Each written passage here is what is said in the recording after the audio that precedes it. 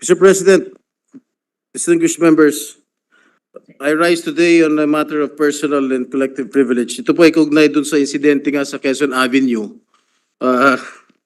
Paglagpas lamang ng Welcome Rotonda sa Quezon City noong 8 na Agosto, kamakailan lamang na nauulat at nalaman ng publiko dahil na rin sa masigasig na concerned citizen na pinost sa social media ang panunutok ng baril ni Ginoong Wilfredo Gonzales sa isang hindi armadong siklista.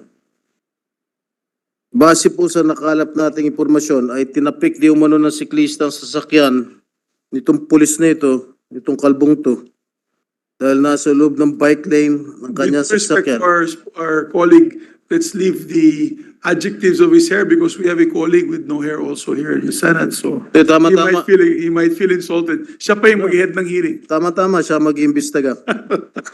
Yes, please proceed, Senator Jinggoy. Biglang inihinto ni Ginoong Gonzales ang kanyang pulang sasakyan at mukhang nasagi ito ng siklista. Bagay na ikinagalit ng driver ng sasakyan, bumunot ng baril at ikinasapa laban sa siklista. And with the help of social media, Mr. President, we were able to know the incident and the man behind the gun-toting incident, which happens to be a dismissed cop due to grave misconduct.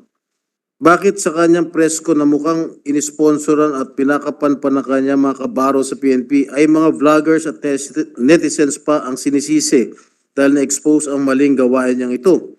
Had this issue not surface, mababaon lamang ito, margabyadong publiko at malamang maulit pa sa iba. And we must not accept this culture of impunity to continue, especially on our public roads.